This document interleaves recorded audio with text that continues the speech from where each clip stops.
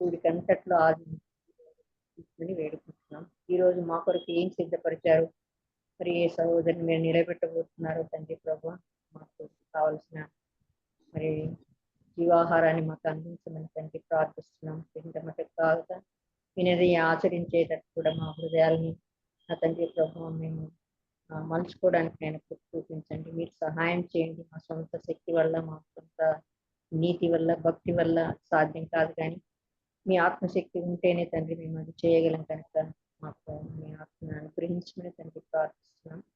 మీ మాటలను శ్రద్ధగా విని వాటి ప్రకారం జీవించే వారిగా చేయమని దినదినము మాట్లాడుతున్నారు. వీటందరికీ మేము లెక్క చెప్పాల్సిన రోజు ఉందని మీరు సెలవిచ్చిండగా భయంతో, భక్తితో, ఉనికితో తండ్రి మేము మరి నాయన ప్రభు వినగలటకు ఆచరించగలటకు చూపించమని ప్రార్థిస్తున్నాం. మరి నా తండ్రి ప్రభు పాట పాడినట్టున్న దాస్తాలను కూడా దీవించండి. అలాగే మరి సూసైడ్ చేస్తున్న బిడ్డను కూడా ఆశీర్వదించమని వాక్యం అందించిన దాస్తాలను కూడా మీ మాటతో నోటిని నింపుండి తండ్రి ప్రభు తన సొంత మాటే కాక మీ మాటలే వినిపించగలటకు మీ ఆత్మపూర్ణాలుగా చేయమని ప్రార్థిస్తున్నాం తండ్రి. మీ ఆత్మాభిషేకాన్ని అనుగ్రహించమని తండ్రి వేడుకుంటున్నాం. ఆ మాటలు మాకందరికి కూడా తండ్రి మేలుకరంగా ఉండడానికి కూడా సహాయం చేయమని, అన్నిట్లో మీరే మహిమ పొందమని, మరి జాయిన్ అవ్వాల్సిన బిడ్డలు త్వరపెట్టిన తండ్రి ప్రభుత్వం జాయిన్ అవ్వడానికి చూపించి వచ్చిన ప్రతి బిడ్డ మేలు పొందడానికి సహాయం చేయమని, అన్నిట్లో మీరే మహిమ పొందమని, ఈ ఘనత మహిమ ప్రభావాలు మీకే ఆపాదిస్తున్నాం. కుమారుడు మా ప్రియ ప్రభుని ఇస్తా ఉన్నాం. అతి వినయంగా ప్రార్థించి వేడుకుంటున్నాం తండ్రి. ఆమేన్. యేసయ్య నామమున మీ అందరికీ వందనాలను. ఇప్పుడు మనకు సరళ అక్క మనకు సాంగ్ పాడి వినిపిస్తారు. అక్క జాయిన్ అయ్యారు కదా? జాయిన్ అయ్యారు. స్టార్ట్ చేయండి.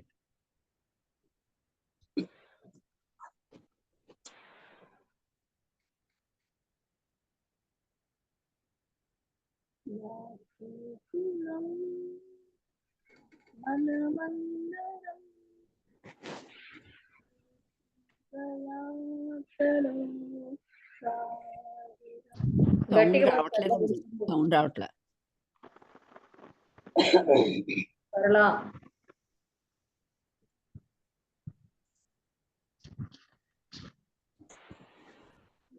శ్రీకులం మనమందరం ఈ జీవయాత్రలో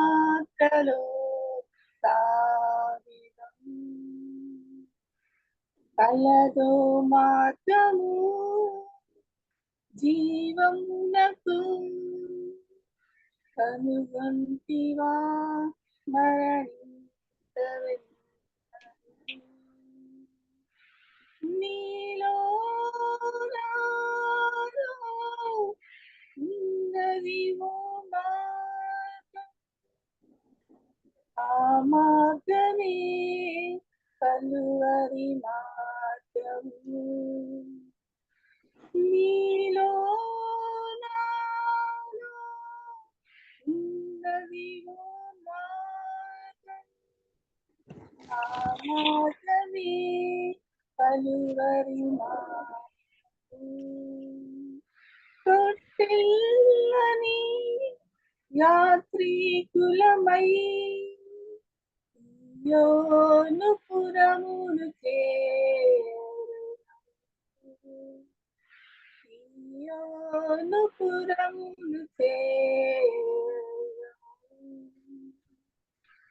ఒక నది కలదు ఆ బాట చెంతనే ప్రవహించుతూనే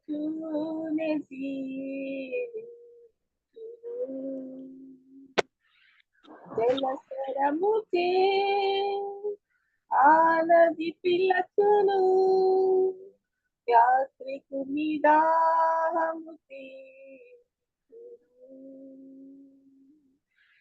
నీలో నాలో ఉన్నది ఓ మార్గం, ఆ మార్గమే కలువరి మార్గము, ఆ మార్గమే కలువరి మార్గము. పలుమారులు ఆ బాటను క్రమ్మును ఓ చల్లని చీకటి నీడా వెరవకు ఓ నిజమున్నది నీడెచ్చటో వెలుగచ్చట ఉన్నది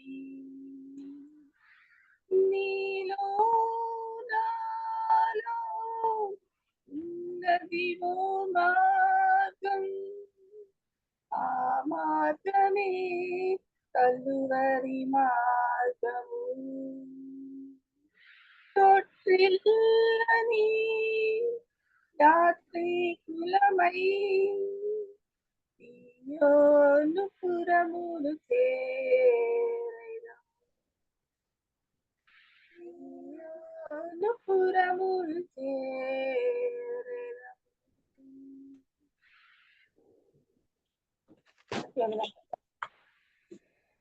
అక్క ఆ చక్కని పాట పాడి మాకు వినిపించినందుకు మీకు థ్యాంక్స్ అక్క. ఇప్పుడు సర్ల అక్క ఇప్పుడు తన వాక్యాన్ని షేర్ చేసుకుంటారు మనతో. అక్క మీరు ఓకే మేడం.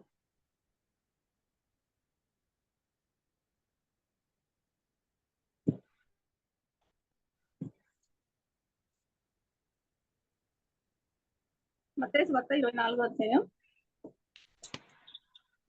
మత్తయి సువార్త 24వ అధ్యాయం 3వ వచనం. ఆయన ఒలీవ కొండ మీద కూర్చుని ఉన్నప్పుడు శిష్యులు ఆయన యొద్దకు ఏకాంతంగా వచ్చి, ఇవి ఎప్పుడు జరుగును? నీ రాకడకు ఈ యుగ సమాప్తికి సూచనలేవి మాతో చెప్పుమనగా. నెక్స్ట్ మార్కు సువార్త 13:4. ఇవి ఎప్పుడు జరుగును? ఇవన్నీ నెరవేరబోవు కాలంనకు ఏ గురుకు కలుగును? అది మాతో చెప్పుమని ఆయన ఏకాంతమందు అడుగగా. చిన్న ప్రార్థన చేస్తున్నాం. ప్రేమనమ్మకంగా మా ప్రియపరలోక తండ్రి, మీ అపరమైన ప్రేమతోనైనా మీకు వెళ్ళగలను స్థుతులు స్తోత్రాలు చెల్లిస్తున్నాను తండ్రి. నాయన ప్రభు యొక్క సాయంకాల సమయంలో ప్రభనైనా మరి ఈ విధంగా ప్రభు తండ్రి కొద్ది విశేషంగా చేరి ప్రభా నేను వాటిని ధ్యానించినట్టుగా ప్రభావ చూపించండి, సహాయం చేయండి. నాయన కాపుదల్లో ఉంచుకోమని ప్రార్థిస్తున్నాయా. మరి ప్రభా నాకైతే ఏమీ తెలియదు ప్రభా, నాకేమీ రాదు నాయన ప్రభా. నాయన కేవలం మీ కృపతోనైనా నాకు సహాయం చేయమని ప్రార్థిస్తున్నాను తండ్రి. మీ మీద ఆధారపడి కూర్చున్నానయ్యా. నేను మీరే నాకు సహాయం చేయండి ప్రభా తండ్రి నాయన.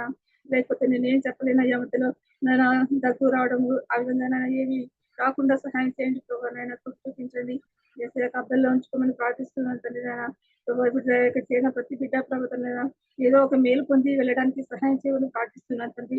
నాయన ప్రభా నన్ను మరుగు చేసి ప్రభా కేవలం మీ యొక్క నోటి గురగా నన్ను ఉంచుకోమని తను మీరేనైనా అందరితో మాట్లాడమని ప్రార్థిస్తున్నాను తండ్రి. నేను ఈ వాక్యాన్ని నేను మీరు నాకు ఇచ్చారు, అందులో ఉద్దేశం నాకు తెలియదు ప్రభాతాన్ని నాయన. మరి మీరే ప్రభాతాన్ని మీకు ఉద్దేశాన్ని మీరు నెరవేర్చుకోమని ప్రార్థిస్తున్నాను, సహాయం చేయండి. నేను కృప చూపించుకొని ప్రార్థిస్తున్నాను తండ్రి, సహాయం చేయండి. మీ కాపుదల్లో ఉంచుకోండి ప్రభా. మరి తండ్రి నేను చేయన ప్రతి బిడ్డను బట్టి నేను వందనాలు స్థుతులు స్తోత్రాలు చెల్లిస్తున్నాను ప్రభా. ఇంకెవరు జాయిన్ అవ్వడానికి ఉన్నారో ప్రభుత్వం వాళ్ళకు త్వరగా నేను జాయిన్ అవ్వడానికి సహాయం చేయమని ప్రార్థిస్తున్నాను తండ్రి. మరి ప్రభా నైనా ఏమిది ప్రభుత్వం నైనా తెలుసుకోవడానికి ప్రభా ఇది మీ చిత్తమైనది ప్రభుత్వం నైనా. ప్రతి ఒక్కరు ప్రభుత్వం ఈ విషయాన్ని తెలుసుకొని వెళ్ళడానికి సహాయం చేయమని నేను చూపించి సహాయం చేయమని స్పష్టమైన ప్రార్థించి వేడుకుంటున్నాను ఇస్తుంది. ఆమేన్.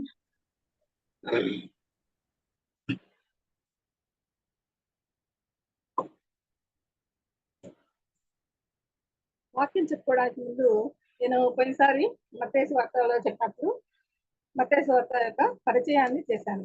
అయితే ఈసారి మార్కు సువార్త పరిచయాన్ని కూడా చేసుకున్నాను కొద్దిగా.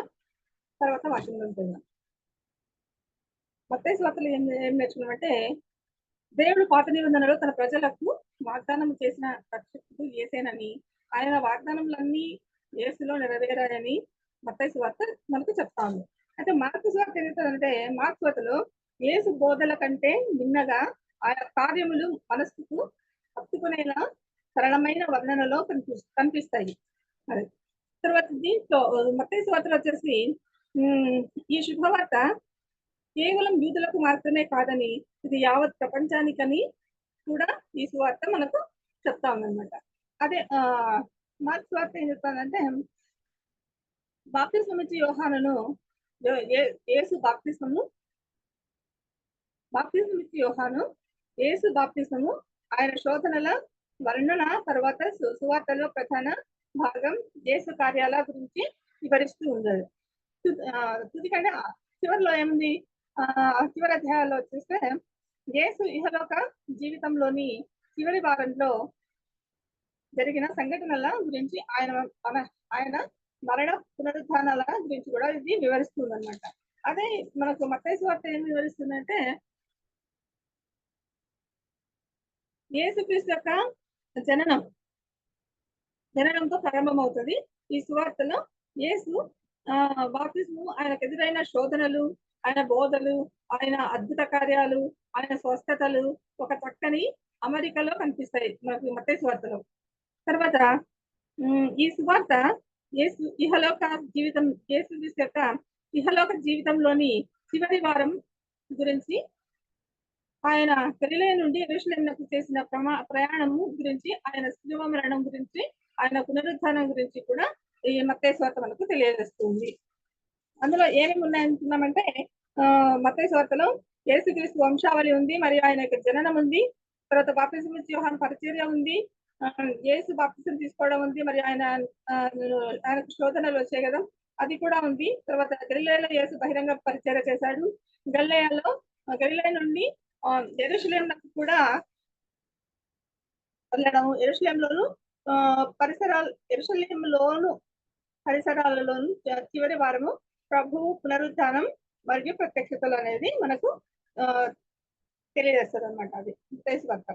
అది మార్కు సువార్తలో ఏముందంటే సువార్త ప్రారంభం ఉంది, తర్వాత గలిలయలో యేసు బహిరంగ పరిచర్య ఉంది, గలిలయ నుండి యెరూషలేములోను పరిసరాలలోను చివరి వారం యేసు పునరుద్ధానుడైన ప్రభువు ప్రత్యక్షతలు మరియు ఆయన యొక్క ఆరోహణం, ఇవన్నీ కూడా ఉన్నాయి. అయితే మనం ఆరోహణం అయ్యేంత వరకు చూసుకున్నాం మార్క్స్ వార్త కదా. అయితే ఈసారి మనము ఆరోహణం అంటే పైకి వెళ్ళిపోవడం కదా, అవరోహణం అంటే కిందికి రావడం. ఈ రోజు మన వాక్యం ఏమంటే కిందికి యేసుక్రీస్తు ఎప్పుడు వస్తాడు దాని గురించి మనం చూసుకున్నాం.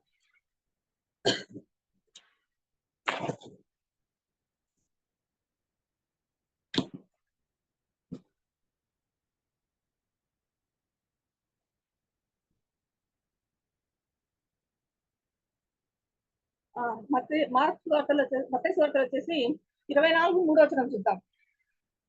ఆయన ఒలీవ కొండ మీద కూర్చుండి ఉన్నప్పుడు శిష్యులు ఆయన యొద్దకు ఏకాంతంగా వచ్చి, ఇవి ఎప్పుడు జరుగును, నీ రాకడకును ఈ యుగ సమాప్తికి సూచనలేవి మాతో చెప్పుమనగా. దీంట్లో వాళ్ళు అడుగుతున్నారు అనమాట. వీళ్ళు అసలు ఎక్కడ కలిసారు, ఎక్కడ మాట్లాడుతున్నారని కూడా చూద్దాం. మనం 24 నుంచి చూద్దాం. యేసు దేవాలయం నుండి బయలుదేరి వెళుతుండగా ఆయన శిష్యులు ఆ దేవాలయపు కట్టడములు ఆయనకు చూపింప వచ్చిరి.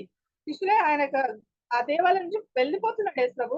వెళ్ళిపోతున్నప్పుడు వీళ్ళు వచ్చేసి అడుగుతున్నారు. ఎవరు వచ్చారు ఇక్కడ అంటే శిష్యులు వచ్చి అడుగుతున్నారు అనమాట. దీంట్లో శిష్యులు అనేది తర్వాత అదే మార్కు సువార్తలో దిగిన పేతురు, యాకోబు, యోహాను, తర్వాత అంద్రయ్య అనివారు, వీళ్ళు వచ్చి ఈ నలుగురు వచ్చి యేసు ప్రభువుని అడిగినట్లుగా ఉంది. అది కూడా చూద్దాం. మార్కు సువార్త 13.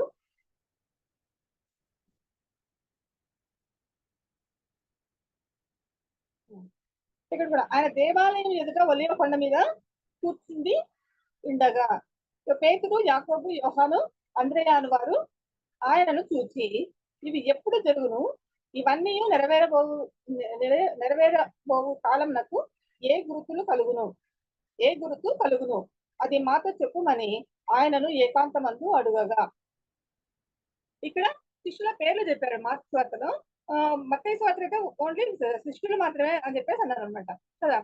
శిష్యులు ఏం చేస్తున్నారంటే ఇవి ఎప్పుడు జరుగును అని అడుగుతున్నారు. అదొక క్వశ్చన్ మనకి. ఈ రోజు మనం దానికి ఆన్సర్ తెలుసుకుందాం. ఏమేమి ఇవి ఎప్పుడు జరుగును, ఇవి ఎప్పుడు జరుగును, నీ రాకడకును ఈ యుగ సమాప్తికి సూచనలు ఏవి అని చెప్పి ఫస్ట్ క్వశ్చన్ మత్తయి సువార్తలో అడుగుతున్నాడు ఇక్కడ. అదే మరి మార్కు 13:4 కూడా వీళ్ళు ఏం చెప్తారంటే ఇవి ఎప్పుడు జరుగును, ఇవన్నీ నెరవేరబోవు కాలమునకు ఏ గుర్తు కలుగును, మాకు గుర్తులు చెప్పండి, సూచనలు గుర్తులు అంటే సూచనలు, మాకు సూచనలు తెలియజేయండి అని చెప్పేసి శిష్యులు అడుగుతున్నారు యేసుప్రభుని. అయితే మనం ఈరోజు యేసుప్రభుని అడుగుతున్నామా, ఏం గుర్తులు వస్తాయి ప్రభా? ఒకవేళ రెండో రాకడ వస్తే మేము ఎత్తబడతామా లేదా? ప్రభా మా స్థితి ఏమి, మా గతి ఏమి ప్రభా, మీరు మాకు సహాయం చేయండి అని ఇప్పటి నుంచి మనము దేవుని అడుక్కోవాలన్నమాట కదా. వీళ్ళు అడుగుతున్న శిష్యులకు అడిగే అవసరం లేదు, ఎందుకంటే శిష్యులతో ఆయన ఉన్నాడు కదా. అంటే ఒకసారి చనిపోయేటప్పుడు వేరవుతారు, అది వేరే విషయం. కానీ సిలువ వేయబడేటప్పుడు వేరవుతారు. అయినప్పటికీ అంతవరకు కూడా కలిసే ఉన్నారు కాబట్టి వీళ్ళు అడగాల్సిన అవసరం లేదు, కానీ వాళ్ళు అడుగుతున్నారు అనమాట. దానిపైన చూసుకుంటే ఒకటో వచనం చూస్తే యేసు దేవాలయం నుండి బయలుదేరి వెళ్ళుచుండగా, దీంట్లో కూడా పక్కుల్లో కూడా అదే ఉంది సేమ్. ఆయన దేవాలయం నుండి వెళ్ళుచుండగా ఆయన శిష్యులలో ఒకడు బోధకుడా, శిష్యులో ఒకడు వచ్చి ఏమన్నాడు, బోధకుడా ఈ రాళ్ళు ఏలాంటివో, ఈ కట్టడములను ఏలాంటివో చూడమని ఆయనతో అనేను. ఆ విధంగా అన్నారు అక్కడ. ఇక్కడ మత్తయిలో చూస్తే యేసు దేవాలయం నుండి బయలుదేరి వెళ్ళుచుండగా ఆయన శిష్యులు ఆ దేవాలయపు కట్టడములు ఆయనకు చూపింపవచ్చిరి. అందుకు ఆయన ఏమంటే వాళ్ళు చూపించడానికి వచ్చారు ఆ కట్టడాలు అవన్నీ. వస్తే ఇప్పుడు యేసు ఏమంటున్నాడంటే, మీరు ఇవన్నీ చూపించున్నారు కదా, రాతి మీద రాయి ఒకటి అయినను ఇక్కడ నిలిచి ఉండకుండా పడద్రోయబడునని మీతో నిశ్చయంగా చెప్పుచున్నానని వారితో అనేను. ఆ రాతిని గురించి చెప్పినప్పుడు, ఆ దేవాలయం గురించి చెప్పినప్పుడు ఆ కట్టడాన్ని యేసు ప్రభుకే చూపిస్తున్నారు అనమాట కదా. సమస్తము ఆయనది అయినప్పటికీ కూడా ఏమనుకుంటున్నారు వీళ్ళు, యేసు ప్రభుతో చెప్తున్నారు ఎంత బాగుంది కదా ఆ కట్టడం నాయన అని చెప్పేసి అన్నారు. అన్నప్పుడు యేసు ప్రభు ఏం చెప్తున్నాడంటే, ఈ రాయి ఒకరి వారి మీద ఒకటి ఉండదు అని చెప్పేసి అన్ని పడతాయి అని అన్ని చెప్పాడు అనమాట.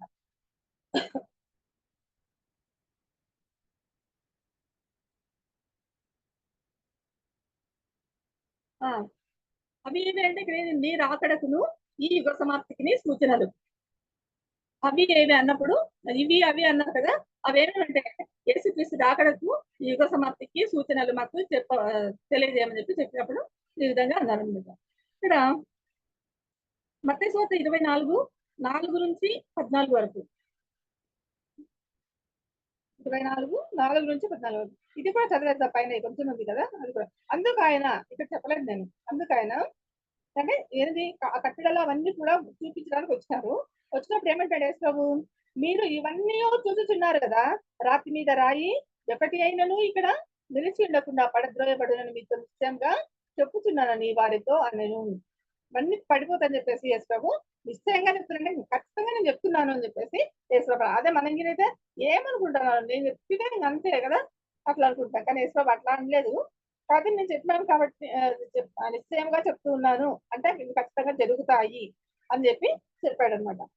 దేవాలయం గురించి ఇంతకు ముందు ఇంకొకటి వచ్చింది, అదే ఏం చెప్పగలరు ఎవరన్నా? ఇంకొక వాక్యం దేవాలయం గురించి. ఇక్కడ రాయి మీద రాయి ఉండదన్నారు కదా,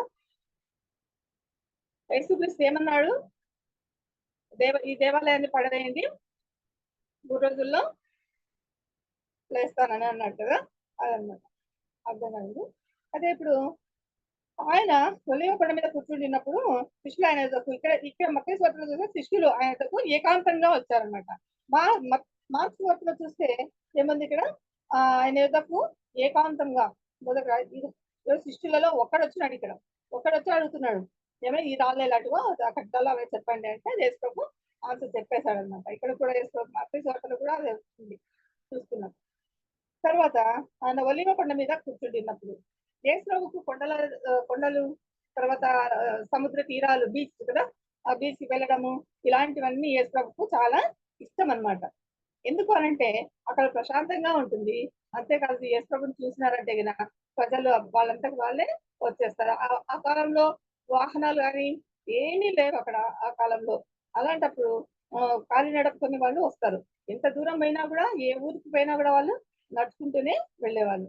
యేసుక్రీస్తు పుట్టినప్పుడు చూస్తే అప్పుడు కూడా ఒక గాడిదని తీసుకొని వచ్చింది, దాని మీద కూర్చోబెట్టి, ఆమె నిండు మనిషి కాబట్టి ఆమెకు మరియమ్మకు అంటే నెలలు అయిపోయినాయి కాబట్టి డెలివరీ టైం వచ్చింది కాబట్టి ఆమెను గాడిద మీద కూర్చోబెట్టుకొని యోసేపు తీసుకొని వెళ్ళాడు అనమాట. అంతేగాని ఆ తర్వాత గుర్రాలను ఉపయోగించే వాళ్ళు, గాడిదలను ఉపయోగించే వాళ్ళు, ఈ విధంగా చేసేవాళ్ళు. కానీ ఒంటెలు వాటి మీద వెళ్ళేవాళ్ళు చాలా దూరం అయితే. అయితే యేసు మాత్రము కొండ మీద ఎక్కడము, ఇవన్నీ కూడా ఆయన కొండ మీద ఏకాంత ప్రార్థన చేయడము, తర్వాత ఏంటంటే ఏకాంతంగా ఉండడము, అవన్నీ కూడా యేసుకు ఇష్టం. బీచ్కి వెళ్ళడం అవన్నీ కూడా ఇష్టం. ఎందుకంటే అక్కడ అందరు వస్తారు కాబట్టి నేను సువార్త చెప్పచ్చు, నేను ఏదైనా చెప్పచ్చు వాళ్ళకు అని చెప్పి ఆయన ఆశ అనమాట. మరి మనం కూడా ఆ విధంగా ఉండాలి కదా. మనము ముందుగానే ఉండాలి. మనకు అందరు పిలిచినాక, అందరూ వచ్చినాక, అందరు వచ్చి కూర్చున్నాక మేము వస్తాము అని అట్లా కొంతమంది అనే వాళ్ళు ఉన్నారనమాట. కానీ మనం అలా లేండి మన చర్చిలో ఆ విధంగా అనుకునే వాళ్ళు ఉన్నారు కొంతమంది. అయితే ఆ విధంగా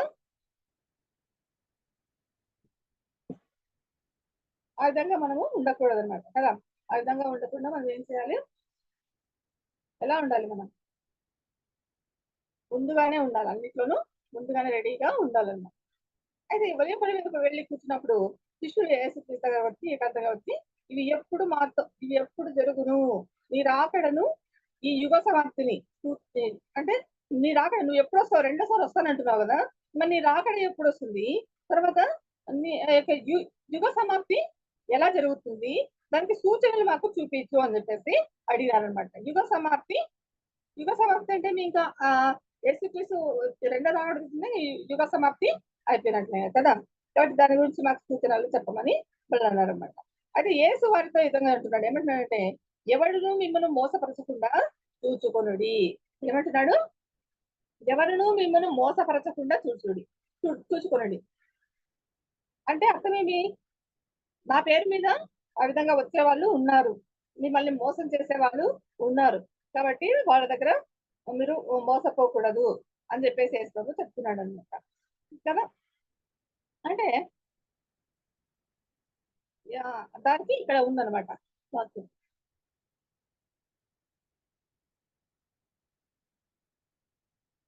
అక్కడ ఉన్నాడు యేసు, ఇక్కడ ఉన్నాడు అని చెప్పి చెప్తారనమాట. అక్కడ ఉన్నాడు ఇక్కడ ఉన్నాడు అది చెప్పమన్నప్పుడు, అలా చెప్పినప్పుడు మీరు పోకూడదు, మీరు జాగ్రత్తగా ఉండాలి అని చెప్పేసి యేసు చెప్పాడు అనమాట వాళ్ళకి. అదే చెప్తున్నాడు, ఎవడును మిమ్మల్ని మోసపరచకుండా చూచుకొనుడి, అనేకులు నా పేరట వచ్చి నేనే క్రీస్తునని చెప్పి పలువురిని మోసపరచెదరు. ఇప్పుడు ఏమంటున్నాడు ఇక్కడ, మీరు మోసపోకూడదు. చాలా మంది వస్తారు, ఒకరు కాదు ఇద్దరు కాదు, అనేకులు నా పేరట వచ్చి, ఇప్పటికే కొంతమంది వచ్చారు కదా, నేనే క్రీస్తును అని అట్లా అనేవాళ్ళు 2-3 వచ్చినారు అప్పుడే కదా. అయితే యేసు ఏమంటాడంటే వాళ్ళ విషయంలో మీరు జాగ్రత్తగా ఉండండి. అయితే మనకు సూచనలు యొక్క చాలా కనిపిస్తూ ఉన్నాయి. నా పేరిట వచ్చి నేనే క్రీస్తుని అని చెప్పి పలువురిని మోసపరచెదరు. కాబట్టి మనం మోసపోకుండా ఉండాలి అంటే నిజమైన క్రీస్తు ఎవరు, ఆ సూచనలు అవన్నీ కూడా మనకి ఇప్పుడు తెలుసుకోవడం చాలా ఇంపార్టెంట్. ఎందుకంటే రెండవ రాకడ దగ్గరకు వచ్చింది కాబట్టి ఈ రెండవ రాకడకు ప్రతి ఒక్కరు కూడా సిద్ధపడాలి కాబట్టి తెలుసుకోవాలన్నమాట. ఫస్ట్ ఇది తెలియకుండా ఉంటే పైసలుగా ఉండి కూడా మనం దేన్ని మనం కనుక్కోలేము, మనం నిజమైన క్రీస్తుని కనుక్కోలేము, ఏం చేయలేము అనమాట. కాబట్టి విడిపడిన గుంపులో ఉంటాం. కాబట్టి మనము జాగ్రత్తగా ఉండాలి. మరియు మీరు యుద్ధములను గూర్చి యుద్ధ సమాచారములను గూర్చి వినబోదురు. ఇప్పుడు వింటున్నామా లేదా? యుద్ధాలు, ఆ దేశం మీద ఈ దేశం, ఈ దేశం మీద ఆ దేశం కదా, అన్ని దేశాల గురించి యుద్ధాలు జరుగుతున్నాయి. కొన్ని చోట యుద్ధాలు కూడా జరుగుతూ ఉన్నాయి. అయితే వాటిని వినాలి, మనం వాటి గురించి వినబోదురు అంటే మనం వింటూనే ఉన్నాం వాటి గురించి. మీరు కలవరపడకుండా చూసుకునుడి. అయితే ఆ విధంగా వచ్చినప్పుడు మనము కలవరపడకూడదంట. కలవరపడడం అంటే భయపడడం కదా. ఆ విధంగా మీరు ఉండద్దండి. ఇవి జరగవలసి ఉన్నవి అంటే ఏమంటే అడిగినా ఇవన్నీ జరగాల్సిందే, జరగకుండా తప్పిపోయేటివేమి కావు. నేను వాటిని తీసేయను, ఖచ్చితంగా జరుగుతాయి, జరగవలసింది. కానీ అంతము వెంటనే రాదు. కాబట్టి ఏమంటున్నాడు యేసు, అంతము వెంటనే రాదు. అంతం అంటే ఏమి, ఇంకా భూమి ఆకాశం అన్ని వెళ్ళిపోయే రోజులు కదా. సూర్యుడు ఉండడు, చంద్రుడు ఉండడు, ఇంకెవ్వరు ఉండరు అనమాట. అలాంటి రోజులు వస్తాయి. కాబట్టి మీరు జాగ్రత్తగా ఉండండి. అయితే అంతము వెంటనే, ఇవన్నీ జరుగుతాయి కానీ అంతము వెంటనే రాదు. అంటే రెండో రాకడ రాదు అని అనమాట అని చెప్పాడు. తర్వాత ఇంకేమంటే జనము మీదికి జనమును, రాజ్యము మీదికి రాజ్యమును లేచు.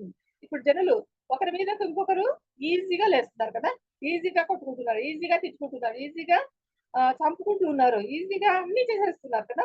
కాబట్టి మనం ఆ విషయాల్లో జాగ్రత్తగా ఉండాలన్నమాట. జనం మీదకి జనం లేస్తారు, రాజ్యం మీదకి రాజ్యము లేచును.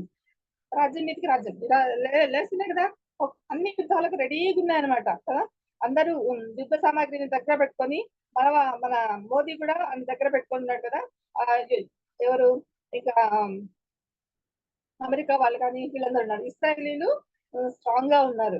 గెలిచేది మాత్రం అందరిలో ఇస్రాయేలీలే కదా. కాబట్టి ఈ విషయాలు మనం గుర్తుంచుకోవాలి. జనం మీదకి జనము, రాజ్యం మీదకి రాజ్యం లేచును. అక్కడక్కడ కరువులను భూకంపములను కలుగును. ఇంకేమైతుందంటే కరువులు భూకంపములు. కరువు వచ్చింది చాలా చోట్ల, భూకంపాలు కూడా వచ్చినాయి. ఇక్కడే మేము చిన్నగా ఉన్నప్పుడు ఒకసారి భూకంపం వచ్చేసింది, అంతా చనిపోతారని చెప్పేసి అందరు ఇళ్లలో ఎవరు పండుకోలేదన్నమాట. అందరు బయటకు వచ్చేసిస్తున్నారు. అందరు బయటకు వచ్చి బయట కూర్చొని ఉన్నారు రాత్రంతా కూడా. మళ్ళీ తర్వాత కూడా కొద్ది రోజుల క్రితం, కొన్ని సంవత్సరాల క్రితం కూడా అదే విధంగా భూకంపం జరిగింది. భూకంపాలు వస్తూ ఉన్నాయి. ఇవన్నీ వినాలి మనం కదా. ఇవన్నీ దేనికి ఇవన్నీ చూపిస్తున్నాడు దేవుడు మనకంటే కరువులను భూకంపములను కలుగును అక్కడక్కడ. అయితే ఇవన్నీ వేదనలకు ప్రారంభం. దేనికి ప్రారంభం? ఇవన్నీ వేదనలకు ప్రారంభం.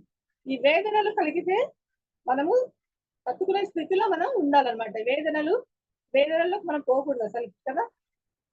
అంటే మనకు కూడా ఉంటాయి వేదనలు.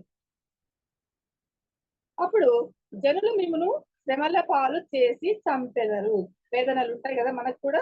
మనల్ని కూడా ఏం చేస్తారు? మీరు నా నామము నిమిత్తము సకల జనుల చేత ద్వేషింపబడుదురు. జనులు మిమ్మను శత్రువుల పాలు చేస్తారు, శత్రువుల పాలు చేసి చంపుతారు. అయితే మీరు నా నామము నిమిత్తము సకల జనముల చేత ద్వేషింపబడుదురు. ప్రతి ఒక్కరు మనల్ని ద్వేషిస్తారంట. ఎక్కడ ద్వేషిస్తారు? ఎందుకు ద్వేషిస్తారు? యేసుక్రీస్తుని నమ్ముకున్నందుకు, కేవలం యేసుక్రీస్తుని నమ్ముకున్నందుకు ప్రతి ఒక్కరు సకల జనములు మిమ్మల్ని ద్వేషిస్తారు అని చెప్పేసి చెప్తున్నాడు. అనేకులు అభ్యంతరపడి ఒకరినొకడు అప్పగించి ఒకరినొకడు ద్వేషించురు. చూడుక అనేకులు ఏం చేస్తున్నారు? ఇక్కడ అభ్యంతర పడుతున్నారు. ఇవన్నీ జరుగుతున్నాయి కదా, చూసి వేదన వచ్చినప్పుడు అభ్యంతర పడుతున్నారు, ఒకరినొకడు అప్పగించుకుంటున్నారు.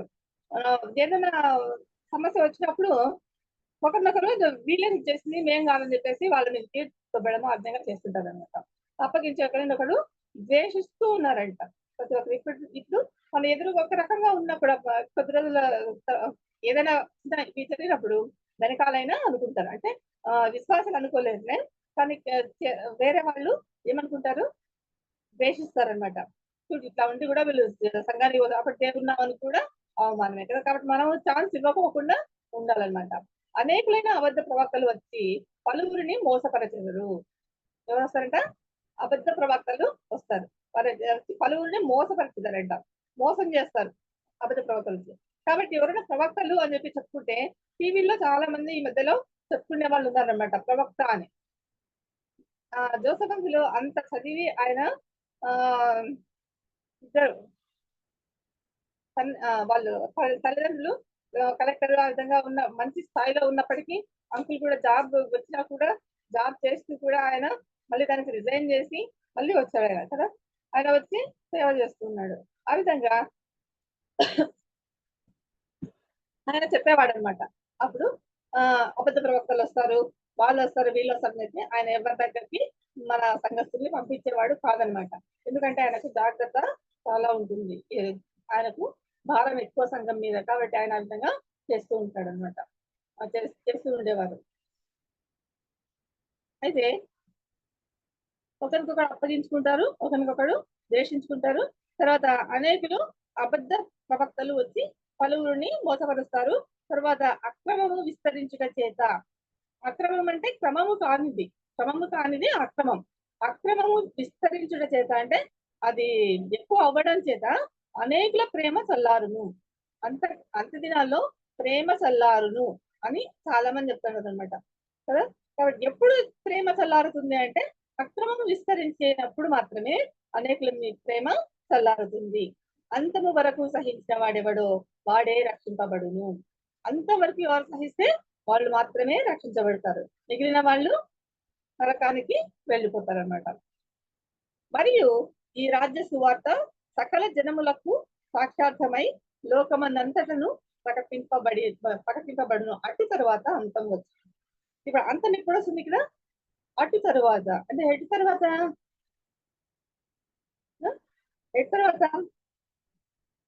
రాజ్య సువార్త సకల జనములకు సాక్షార్థమై లోకమనంతటను ప్రకటింపబడును. అది అయిన తర్వాత అంటే ప్రతి చోట ఇప్పటికి సువార్త ప్రకటింపబడుతుంది.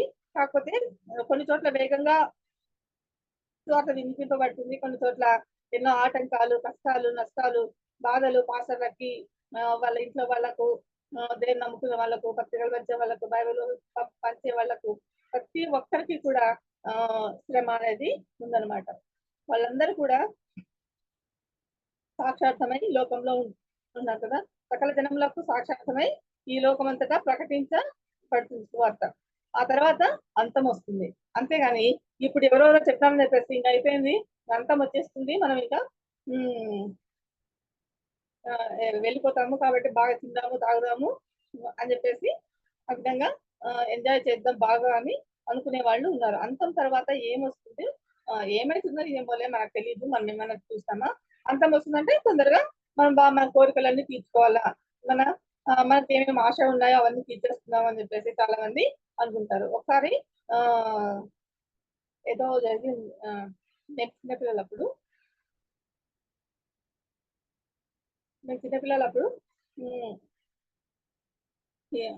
అదే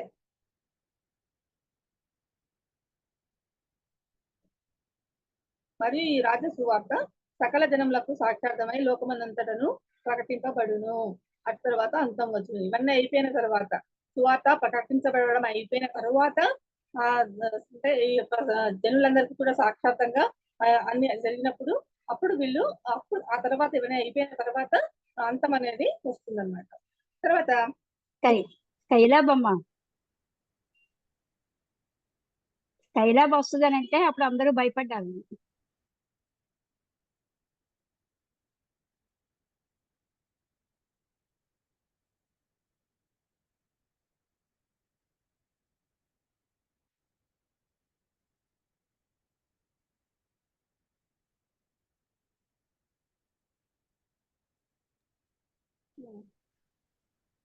సువార్త 24:4 నుంచి 14లో చూసుకుంటే ఏముంది అక్కడ మనకు? అంతం వరకు సహించిన వాడే రక్షణ పొందును. 13లో తర్వాత 13వ వచనము, అంతం వరకు సహించిన వాడెవడో వాడే రక్షింపబడును, కూడా రక్షించబడును. అటు తర్వాత అంతం వచ్చును. రక్షించబడిన తర్వాతనే అంతము వస్తుందన్నమాట. కానీ సువార్త అందరూ రక్షించబడలేరు, కానీ కొంతమంది అయినా రక్షించబడతారు. కాకపోతే అంటే ప్రతి ఒక్కరికి సువార్త మాత్రం ఖచ్చితంగా వినిపింపబడాలి. ఆ వినిపింపబడిన తర్వాతనే యేసుక్రీస్తు లోకానికి వస్తాడనమాట.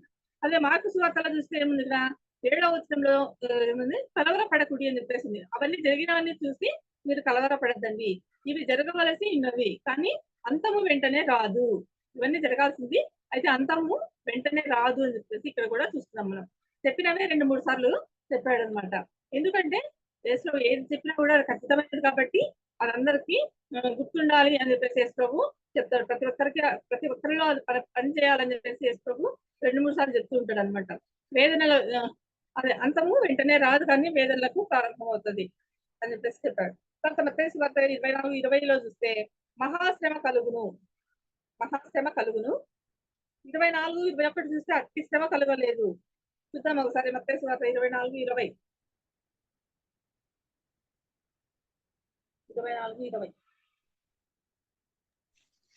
అప్పుడు మహాశ్రమ కలుగును గనుక మీరు పారిపోవుట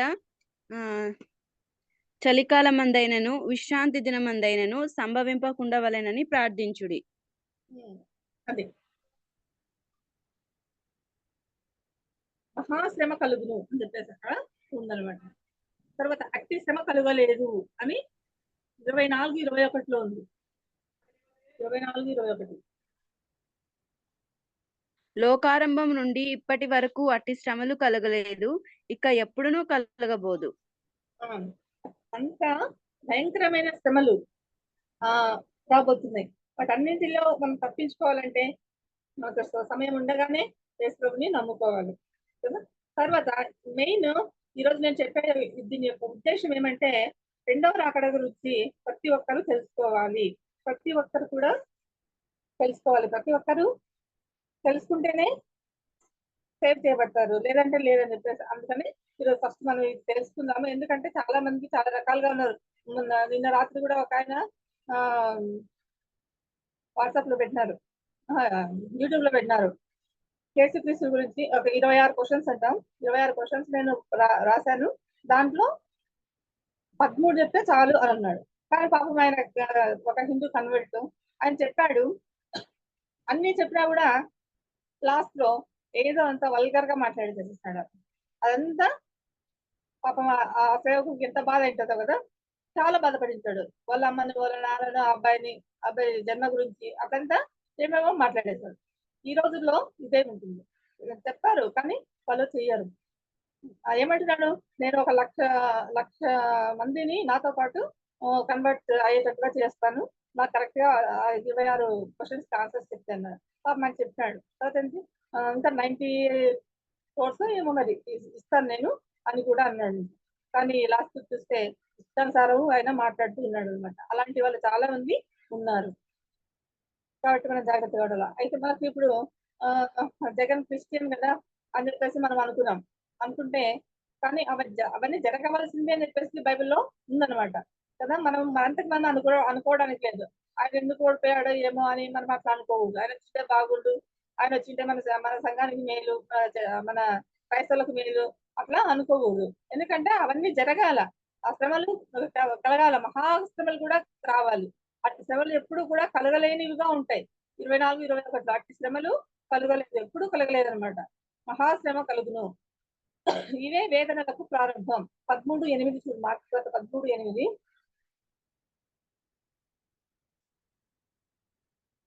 జనము మీదికి జనమును, రాజ్యం మీదికి రాజ్యమును లేచును, అక్కడక్కడ భూకంపములు కలుగును, పరుగులు వచ్చును, ఇవే వేదనలకు ప్రారంభం.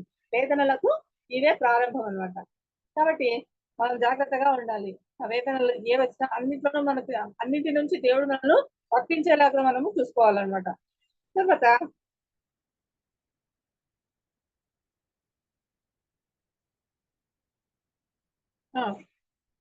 మనకు 13:13లో చూస్తే 10వ వచనం చూస్తే సకల జనములకు సువార్త ముందుగా ప్రకటింపబడాలి అని చెప్పేసి దాంట్లో ఉందన్నమాట. తర్వాత మత్తయి సువార్తలో చూస్తే ఆ దినములు అని 24:22. మత్తయి సువార్త 24:22. ఆ దినములు తక్కువ చేయబడకపోయిన ఎడల ఏ శరీరుని తప్పించుకొనడు. ఏర్పరచబడిన వారి నిమిత్తము ఆ దినములు తక్కువ చేయబడును. ఇది ఒక్కసారి మనం పై నుంచి చూస్తున్నాం. 15వ వచనం చూస్తే కాబట్టి ప్రవక్త అయిన దానియేలు ద్వారా చెప్పబడిన నాశనకరమైన హేయ వస్తువు పరిశుద్ధ స్థలమందు నిలుచుట మీరు చూడగానే చదువు వారు గ్రహించుగాక. యూదయలో ఉండువారు కొండలకు పారిపోవలెను. యూదయలో ఉన్న వాళ్ళందరూ ఏం చేయాలంట, కొండలకు పారిపోవాలంట. మిద్దె మీద ఉండువాడు తన ఇంటిలో నుండి ఏదైనాను తీసుకొని పోవుటకు దిగకూడదు. ఆ పైన నుంచి ఏదైనా తీసుకోవడానికి కిందికి దిగకూడదు అంట. పొలములో ఉండువాడు తన బట్టలు తీసుకొని పోవుటకు ఇంటికి రాకూడదు. అయ్యో ఆ దినములలో గర్భిణులకును పాలిచ్చు వారికి శ్రమ, అప్పుడు మహాశ్రమ కలుగును. ఎప్పుడు జరుగుతుంది? ఇవన్నీ గుర్తులు దేవుడు చెప్పింది ఏంటంటే ఇవన్నీ కదా, మహాశ్రమలు కలుగుతున్నాయట. ఎవరికి కలుగుతున్నాయి చూడండి. ఆ దినములలో గర్భిణీ స్త్రీలకు ఇంకా పాలిచ్చే వారికి వాళ్ళకి చాలా శ్రమ అంట. అందుకని ఏమంటానంటే ఇక్కడ మీరు పారిపోవట చలికాలం అందైనను విశ్రాంతి దినం ఎందైనను సంభవింపకుండా వాళ్ళని ప్రార్థించింది. ఇప్పుడు మనం ప్రార్థన చేయాలి. ఈ మీటింగ్ వచ్చిన ప్రతి ఒక్కరు కూడా ఒక్కసారైనా దీనికోసం ప్రార్థన చేయాలన్నమాట. ఏమన్నది ఇక్కడ, అప్పుడు మహాశ్రమలు కలుగు కనుక మీరు పారిపోవుట చలికాలం అందైనను విశ్రాంతి దినం అందైనను సంభవింపకుండా ఉండవలెనని ప్రార్థించుడి. అది కాబట్టి ఇవి మనం ప్రార్థన చేయాలన్నమాట. తప్పకుండా ప్రార్థన చేయాలి వీటి కోసం. ఎందుకంటే ఆ శ్రమను తట్టుకోలేరు కాబట్టి. తర్వాత లోకారంభం నుండి ఇప్పటి వరకును అట్టి శ్రమ కలుగలేదు. లోకారంభం అంటే లోకం పుట్టినప్పటి నుంచి కూడా ఇంతవరకు అలాంటి శ్రమ ఎప్పుడు కలగలేదంట. ఇక ఎప్పుడునూ కలగబోదు. ఇంకా ముందుకు కూడా ఎప్పుడు అది కలగబోదు. ఆ శ్రమ అంటే అంత భయంకరమైన శ్రమలు వస్తాయన్నమాట. ఆ దినములు తక్కువ చేయబడకపోయిన ఎడల ఏ శరీరుడు తప్పించుకున్నాడు. ఆ దినములు తక్కువ చేయకపోతే ఏ శరీరం కూడా ఏమవుతాడు తప్పించుకోలేడు అనమాట దాని నుంచి. కాబట్టి దేవుడు ఏం చేస్తున్నాడంటే కొంత తగ్గిస్తూ ఉన్నాడు అనమాట. ఏర్పరచబడిన వారి నిమిత్తము ఆ దినములు తక్కువ చేయబడును.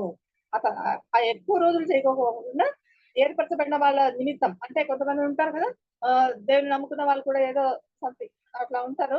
అప్పుడు వాళ్ళు కూడా వాళ్ళకు కూడా ఏర్పరచబడిన వారి నిమిత్తము ఆ దినములు తక్కువ చేయబడును. ఏర్పరచబడిన వాళ్ళ కోసము కొన్ని దినాలు తగ్గిస్తాడు అనమాట యేసు. అంటే శ్రమ కొద్దిగా తగ్గుతుంది ఎప్పుడు మనం ప్రార్థన చేసినప్పుడు. ఎవరి కోసం చేసినప్పుడు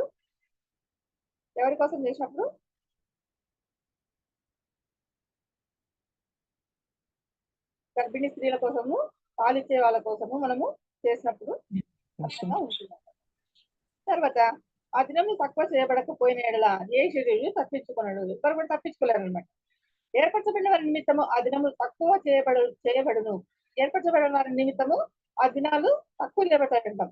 ఆ కాలమందు ఎవడైనాను ఇదిగో క్రీస్తు ఇక్కడ ఉన్నాడు అక్కడ ఉన్నాడు అని చెప్పిన ఎడల నమ్మకుడి. ఇది చూడండి, చాలా సార్లు దీంట్లో ఇది మనకు తెలుస్తుంది. అక్కడెక్కడో పుస్తకాల్లో ఎక్కడో అనమాట మేరీ మాత విగ్రహం ఉంది, ఆ విగ్రహం మాట్లాడుతుంది, ఆ విధంగా అనమాట.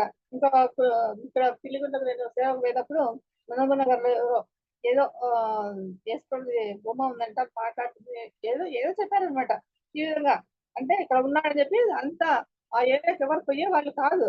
అట్లాంటిది అదేదో విచిత్రమైన ఇది జరిగిందని చెప్పేసి ఎంతో మంది పోయినారు అనమాట చూసి రావడానికి కదా. ఆ విధంగా ఉంటదనమాట. అబద్ధపు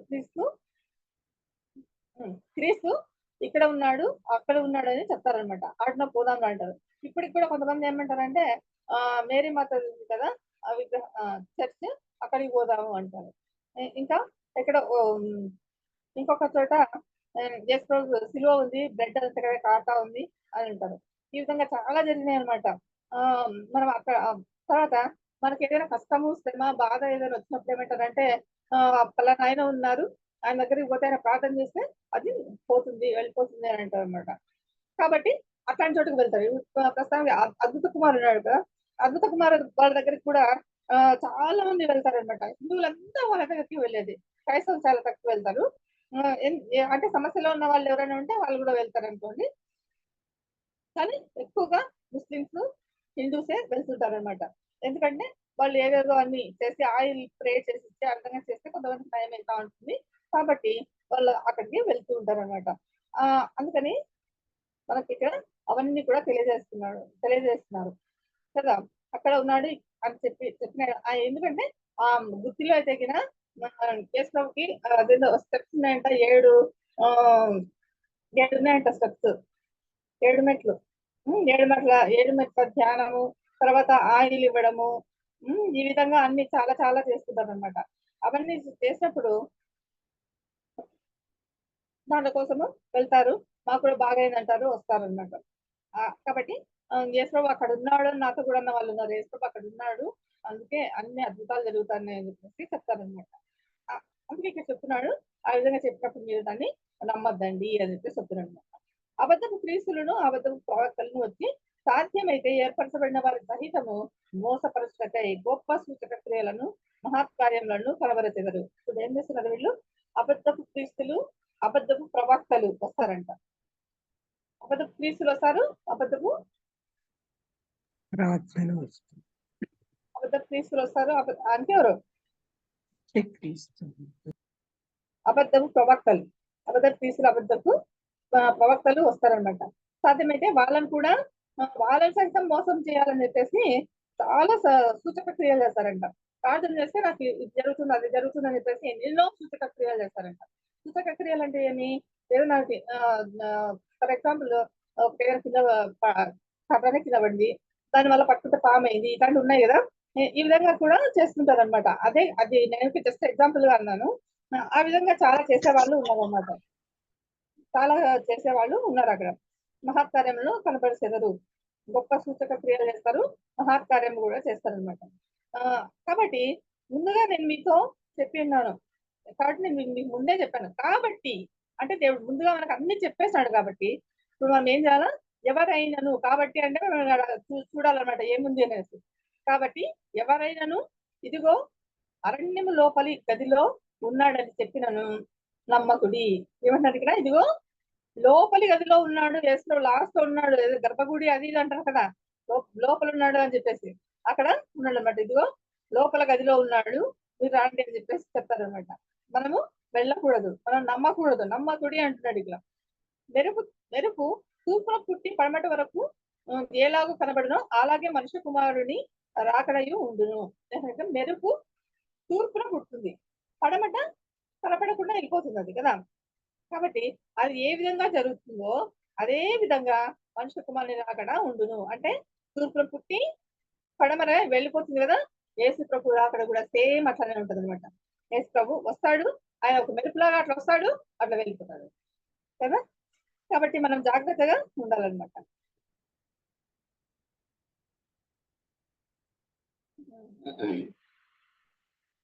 మీతో చెప్పాను వెళ్ళకుడి, ఇదిగో లోపల గదిలో ఉన్నాడని చెప్పాను నమ్మద్దండి. మెరుపు తూర్పు పుట్టి పడమటి వరకు ఎలాగో కనబడునో అలాగే మనిషి కుమారుడు రాకడాయు ఉండును. ఆ విధంగా మెరుపులాగా వచ్చి వెళ్ళిపోతాడు అంతే. అంతేకాని మళ్ళీ ఇక్కడికి వచ్చి యేసు సూచక క్రియలు వేసేది, యేసు అది చేస్తాడు ఇది చేస్తాడు అని చెప్పేసి మనం ఏమి చెప్పుకోవడం అవసరం లేదనమాట. యేసు ప్రభు ఆ విధంగా రాడనమాట ఆయన కదా. యేసు ప్రభు ఇంకా ఏ విధంగా రాడు అనే దానికి ఇంకా చాలా పారబుల్స్ అంటే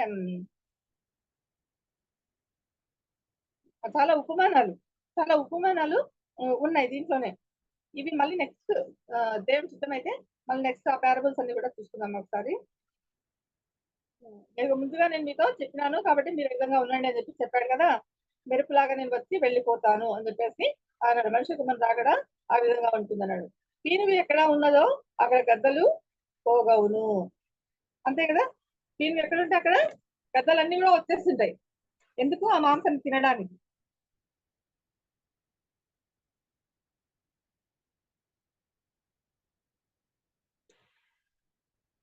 మార్కు 14:23 దాకా చూద్దాం. సేమ్ అవే ఉన్నాయి ఇక్కడ కూడా.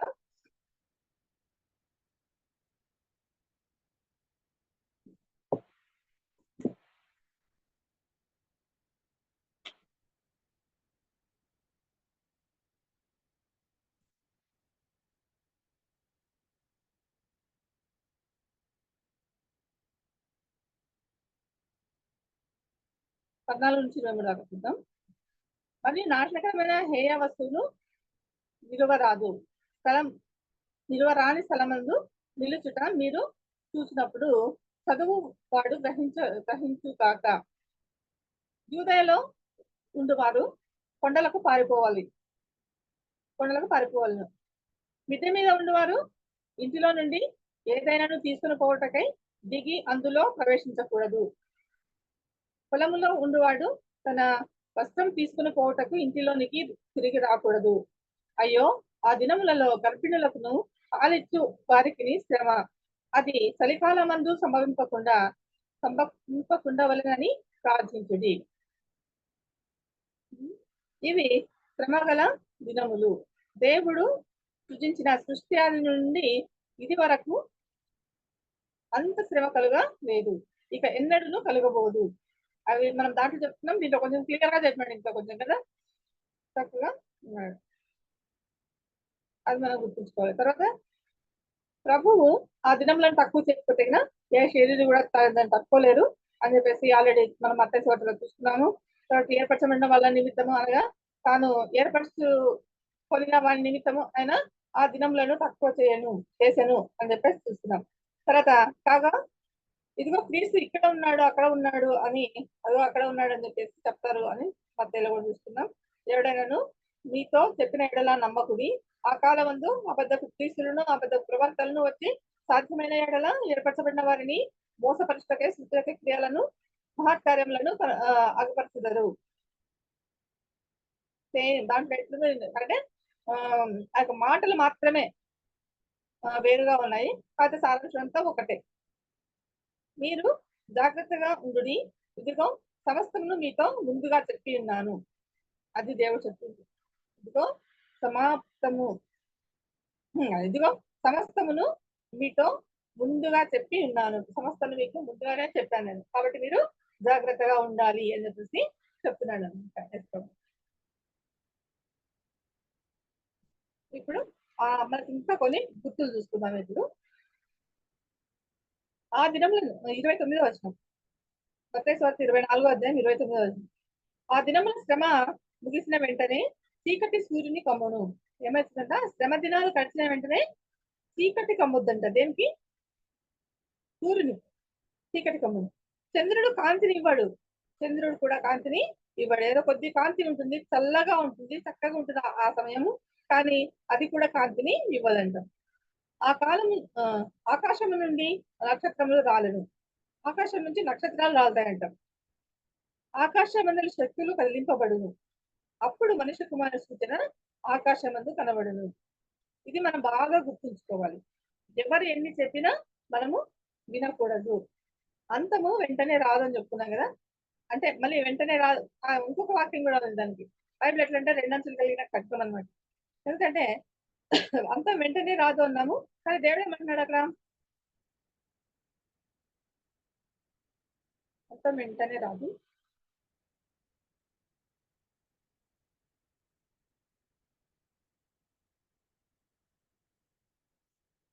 మర్చిపోయినాను, తర్వాత చెప్తాను. ఇక్కడ సూచన అనేది మనకు తెలుస్తున్నాడు. మనుష్య కుమారుని సూచన ఆకాశమందు మనకు కనబడుతుంది. అప్పుడు మనుష్య కుమారుడు ప్రభావంతోను మహామహిమతోను ఆకాశ మేఘాలుడై వచ్చుట చూచి, అప్పుడు వస్తాడనమాట మనుష్య కుమారుడు. మనుష్య కుమారుడు అంటే యేసుక్రీస్తు కుమారుడు, ఆయన వస్తాడనమాట. అప్పుడు మనుష్య కుమారుడు ప్రభావంతోను మహిమతోను ఆకాశ మేఘాలుడై వచ్చుట చూసి భూమి మీద ఉన్న సకల గోత్రముల వారు రొమ్ము కొట్టుకుందరు. మిగిలిన గోత్రాల వాళ్ళందరూ కూడా ఏం చేస్తారు? రొమ్ము కొట్టుకుంటారంట, ఏడుస్తారనమాట. దీనికి ఇంకా పారబుల్స్ ఉన్నాయని చెప్పాను కదా, 10 మంది కన్యకాలు, ఇంకా ఇట్లా కొన్ని ఉన్నాయి. అవన్నీ కూడా నెక్స్ట్ టైం మనము చూస్తున్నాం. ఇదైనా వెంటనే మనకి వెంటనే చెప్పాడనమాట. ఏది? అంజూరపు చెట్టును చూసి ఒక ఉపమానం నేర్చుకున్నది అని చెప్పి అప్పుడు అంజూర చెట్టు గురించి కూడా చెప్పాడనమాట. నెక్స్ట్ అది కూడా దీనికి సంబంధించిందే, రెండో రాకడికి సంబంధించిందే. రెండో రాకడికి సంబంధించినవి చాలా ఉన్నాయి, అవన్నీ కూడా తర్వాత చూసుకుందాం మనం.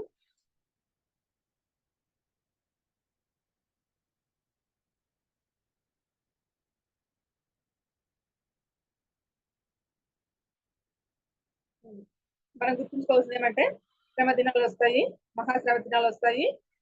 అయితే బట్ అన్నింటి విషయాలు అన్నింటి నుంచి దేవుడు మనం తప్పించాలంటే మనము వేసుకొని నమ్ముకొని ఉండాలి కదా. తర్వాత మనము ఇవి కలగకూడదు, ఇది రాకూడదు అని మనం అనుకోకూడదు. మా కాలంలో రాకుండా చేయనైనా అట్లంతా అనుకోకూడదు. ఎందుకంటే అవన్నీ జరగవలసి ఉన్నాయి కాబట్టి జరుగుతున్నాయి. జరిగిన తర్వాతనే మళ్ళీ యేసు ప్రభు వస్తాడు, అప్పుడు అంతం వస్తుంది కదా. దినంలో శ్రమ ముగిసిన వెంటనే చీకటి సూర్యుని కమ్మును గుర్తుపెట్టుకోవాలి. ఆకాశం నుండి నక్షత్రంలో రాళ్ళను గుర్తుపెట్టుకోవాలి 3. ఆకాశం నుండి శక్తులు కదిలింపబడిన 4.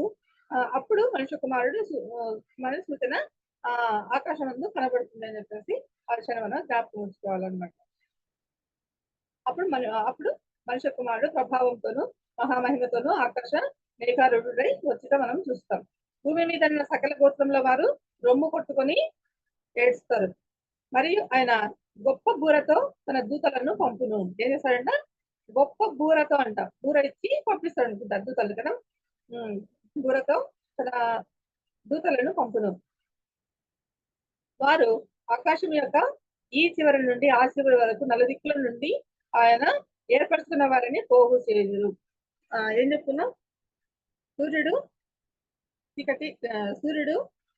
చీకటిని ఇస్తాడు, వెలుతురు ఇవ్వడు. చంద్రుడు కూడా అంతే అన్నమాట. ఆకాశం నుండి నక్షత్రాలు రాలిపోతాయి, ఆకాశం మీద శక్తులు కదిలింపబడతాయి. మనుష్య కుమారుడు వస్తాడు, వచ్చిన తర్వాత ఏం చేస్తారు ఇక్కడ? మరియు ఆయన గొప్ప బూరక దూతల్ని పంపిస్తాడు అనమాట. ఎందుకు పంపిస్తాడు దూతల్ని? వారు ఆకాశం యొక్క ఆ చివరి నుంచి ఈ చివరి వరకు నలుదిక్కుల నుండి దేవుడు ఏర్పరిచిన బిడ్డలందరినీ కూడా పోగు చేస్తారు. వాళ్ళంతా కూడా వేసుకోవడంతో పాటు వెళ్ళిపోతారు. మిగిలిన వాళ్ళు విడవబడతారు. కాబట్టి ఈ విషయాన్ని మనము జ్ఞాపకం మార్కులో కూడా ఒక చూద్దాం.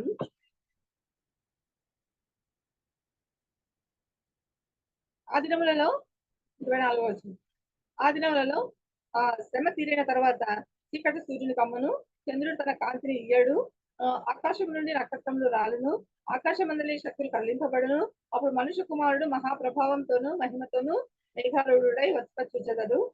అప్పుడు ఆయన తన దూతలను పంపి భూమ్యంతము మొదలుకొని ఆకాశాంతం వరకు అరుదిక్కుల నుండి తాను ఏర్పరచుకున్న వారిని పోగు చేయించును కదా. కాబట్టి రెండో రాకడ గురించి నాకు తెలియదు అని మనం అనకూడదు కదా. రెండో రాకడ గురించి మాకు చెప్పలేదయ్యా అని మనం అనుకోకూడదు. ఎందుకంటే దేవుడు బైబిల్ ఇచ్చాడు, చెప్పేదానికంటే చక్కగా చదువుకుంటే బాగా అర్థమవుతుంది. కానీ వింటే ఒకసారి వింటే అది లైఫ్ లాంగ్ గుర్తుంటుంది. అందుకే అక్క మరి చాలా మందిని పిలిపించి చెప్తుంటారు. ఎందుకంటే ఒకరే చెప్పినా కూడా అది అన్ని గుర్తు పెట్టుకోలేము కదా, అన్ని గుర్తు పెట్టుకోలేము. అది కొంచెం ఇబ్బందికరంగా ఉంటుంది. అదే అప్పుడొకరు అట్లా వేరే వేరే వాళ్ళని పిలిచినారనుకో, అప్పుడు వాళ్ళు ఒక్కొక్కరు విధంగా చెప్పినప్పుడు మనం దాన్ని రకరకాలుగా దాన్ని అర్థం చేసుకోవచ్చు, మనకు మంచిగా మనము ఉండొచ్చు అనమాట.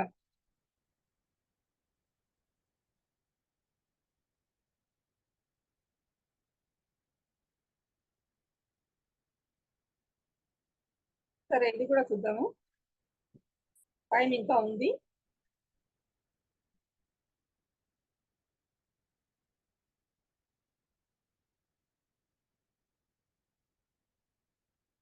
ముప్పై 32 నుంచి చదువుతాను. ఆదికాండం 24:32 నుంచి. అంజూరపు చెట్టును చూసి ఒక ఉపమానము నేర్చుకోండి. అంజూరపు కొమ్మ లేతదై చిగురించినప్పుడు వసంతకాలము ఇంకా సమీపముగా ఉన్నదని మీకు తెలియను. ఏమన్నాడు ఇక్కడ? అంజూరపు చెట్టు చూడాలంట. యేసు ఇవన్నీ చెప్పేసిన తర్వాత ఏం చెప్పాడు? అందరినీ పోగు చేయమని చెప్పి ఆయన ఏర్పరచుకున్న వాళ్ళని పోగు చేస్తారని చెప్పి, దూతలు పోగు చేస్తారని చెప్పాడు కదా. అది అయిపోయిన తర్వాత చెప్తున్నాడు ఇక్కడ, అంజూరపు చెట్టును చూసి ఒక ఉపమానం నేర్చుకోండి. అంటే దేవుడు ఎగ్జాంపుల్స్ లేకుండా ఏది చెప్పడం లేదు కదా. ప్రతి ఒక్కరికి కూడా ఏది చెప్పినా కూడా ఎగ్జాంపుల్స్ గా ఏదో ఒకటి చెప్తాడు, ఉపమాన రీతిగా. ఎందుకు ఉపమాన రీతిగా చెప్తున్నాడు అది కూడా మనం అప్పుడే చూస్తున్నాం కదా, మత్తయి సువార్తలోనే చూస్తున్నాం. ఎందుకు ఆ విధంగా చెప్తారంటే అంటే అర్థం చేసుకోవడానికి మీకు అనుగ్రహించబడింది, కానీ వాళ్ళకి అనుగ్రహించబడలేదు అని చెప్పి దేవుడు చెప్పాడు అనమాట కదా.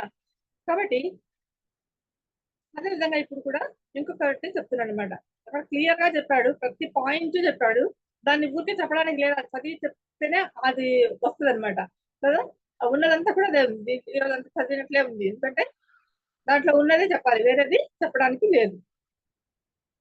ఎందుకంటే ప్రభు చెప్పారు కాబట్టి అది గుర్తుంచుకోవాలి.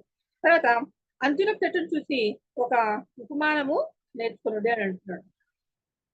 ఏం ఉపమానం అదంటే, అంజూరపు కొమ్మ లేతదై చిగురించినప్పుడు వసంతకాలము ఇంకా సమీపముగా ఉంది. వసంతకాలం అనేది సమీపంగా ఉందంట. ఎప్పుడు? అంజూరపు చెట్టు లేతదై చిగురించినప్పుడు కదా. అంజూరపు చెట్టు లేతదై చిగురించినప్పుడు ఏమైతుంది? వసంతకాలము వస్తుంది కదా. వసంతకాలం సమీపించింది అని మనము తెలుసుకోవాలన్నమాట. ఉండదని మీకు తెలియదు. ఆ ప్రకారమే మీరు సంగతులన్నీ జరుగుట చూస్తున్నప్పుడు ఆయన సమీపముననే ద్వారం దగ్గరనే ఉన్నాడని తెలుసుకున్నది. ఏమన్నాడు ఇక్కడ? ఆ ప్రకారమే అంటే ఏ ప్రకారము? ఆ యొక్క అంజూరపు కొమ్మ చిగురించినప్పుడు వసంతకాలం వచ్చింది అని మనకు తెలుసు. కాబట్టి అదే విధంగా ఆ ప్రకారం అంటే ఆ విధంగా ఆ చెట్టుకు అదే వసంతకాలం వచ్చింది అన్నట్లుగా ఆ ప్రకారమే మీరు సంగతులన్నీ జరిగించుట చూసినప్పుడు మీరు ఈ సంగతులన్నీ జరిగించడం చూసినప్పుడు ఆయన సమీపముననే, అంటే ఏమనుకోవాలి అక్కడను, యేసు ప్రభు వస్తున్నాడు, సమీపంలోనే ఉన్నాడు, ద్వారం దగ్గరే ఉన్నాడు అని తెలుసుకోవాలన్నమాట. అదే ఏంట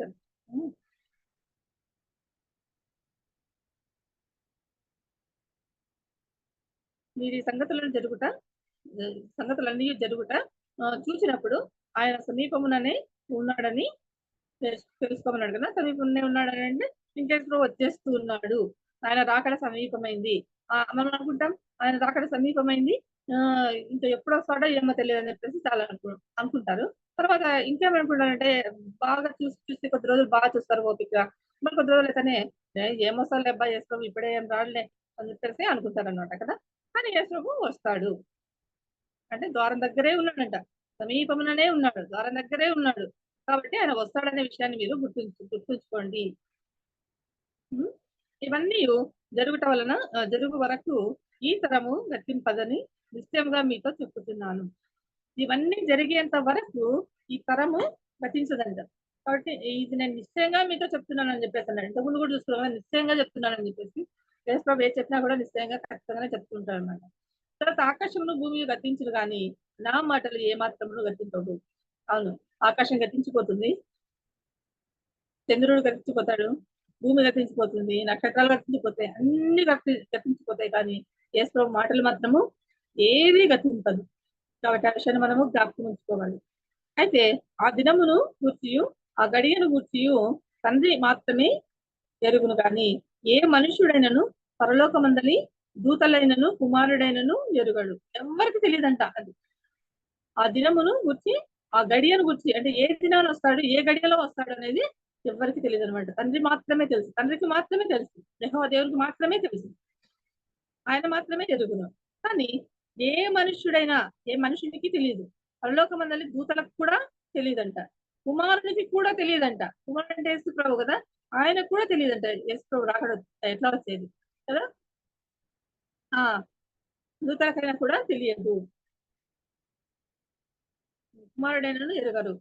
నోవహు దినములు ఎలాగుండెనో మనుష్య కుమారుని రాకడను అలాగే ఉండును. నోవహు దినాలు ఏ విధంగా ఉన్నాయి?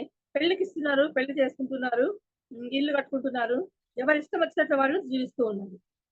నోవహు ఎంతగా సువార్త చెప్పినా కూడా వినలేదు, ఒక్కరు కూడా వినలేదు. అందుకే ఒక్కరు కూడా బ్రతకలేదన్నమాట కదా. దేవుడు ఛాన్సెస్ ఇస్తుంటాడు మనకు, ఆ ఛాన్సెస్ ని యూటిలైజ్ చేసుకోవాలి, లేదంటే మనమే నష్టపోతాం. నోవహు దినములు ఎలాగుండెనో మనుష్య కుమారుని రాకడను అలాగే ఉండును. అదే విధంగా ఉంటది అనమాట మనుష్య కుమారుని రాకడ. జలప్రళయమునకును ముందటి దినములలో నోవహు ఓడలోనికి వెళ్ళిన దినము వరకు వారు తినుచు త్రాగుచు పెళ్లి చేసుకొనుచు ఉండిరి. జలప్రళయం వచ్చి అందరినీ కొట్టుకొని పోవు వరకు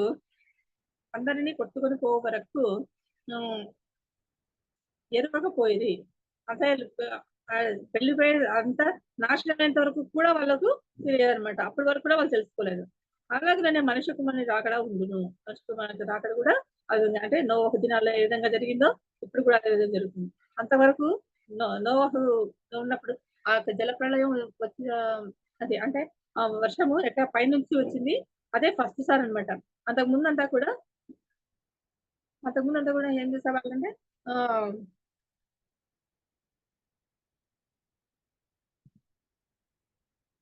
భూమి తడిచేదనమాట. భూమి తడుస్తుంది, కింద నుంచి ఆవిరి వస్తుంది పైకి. ఆవిరి పైకి వచ్చినప్పుడు చెట్లన్నీ కూడా బాగా పచ్చగా ఉంటాయి అనమాట, అవన్నీ కూడా బాగా ఫలిస్తాయి అనమాట. ఆ విధంగా ఉండేది. అయితే అందుకే వాళ్ళు నోహును మాటలను ఆ ఓడను నమ్మకపోవడానికి కారణం కూడా అదే. ఎందుకంటే వాళ్ళు ఎప్పుడు చూడలేదు, ఆకాశం నుంచి వస్తుందంటే అది వింతగా ఉంది వాళ్ళకు. ఎట్లా నమ్ముతారు? వాళ్ళు నమ్మలేదు. ఎప్పుడైనా చూసింటే లేదంటే ఎవరు చెప్పేది వింటే తెలుస్తుంది కదా. కానీ వాళ్ళకి తెలియదు, వాళ్ళు నిజంగా పాపం ఆ విషయం వాళ్ళకి తెలియదు. అయినప్పటికీ వాళ్ళు దేవుని నమ్ముకోలేదు. అంటే నోహు చెప్పినప్పుడైనా నమ్ముకోవాల్సింది, అప్పుడు కూడా నమ్ముకోలేదు. వాళ్ళకి ఛాన్స్ ఇచ్చాడు దేవుడు, వాళ్ళకి ఛాన్స్ ఇచ్చి చూశాడు, కానీ వాళ్ళు మాత్రము ఆ విధంగా కాలేదన్నమాట.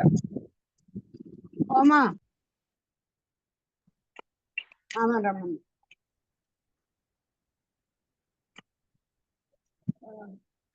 అలాగే మనిషి కుమారుడు అక్కడ ముందును అని చెప్తుంది. ఆ కాలంలో ఇద్దరు పొలములో ఉందరు. ఇది ఇంకా బాగా గుర్తుంచుకోవాలి. యేసు ప్రభు వచ్చినప్పుడు ఇద్దరు ఎక్కడ ఉంటారు? పొలములో ఉంటారు. పొలములో ఉంటారు ఇద్దరు. ఒకటి తీసుకొని పోబడ్డును, ఒకటి విడిచిపెట్టబడును. చెప్పింటే ఆమె కూడా ఆమె పేరు ఏం పేరు? అనువెల్ల.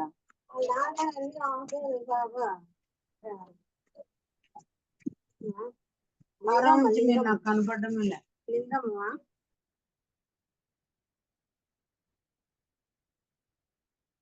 ఆ కాలంలో ఇద్దరు పొలంలో ఉందరు.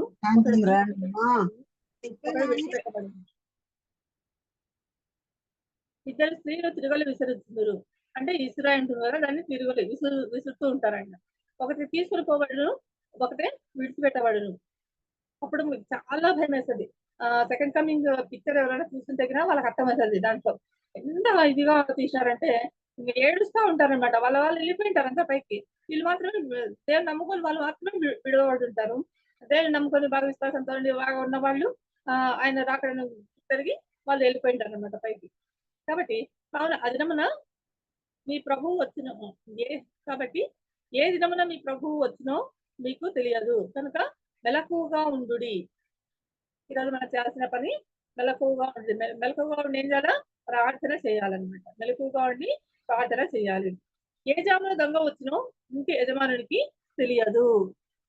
తెలిసి ఉండ వారికి తెలిసి అంటే ఇంట్లో వాళ్ళకి తెలియకోకుండా దొంగలు వస్తే దొంగతనం చేసుకునే చూపుతారు.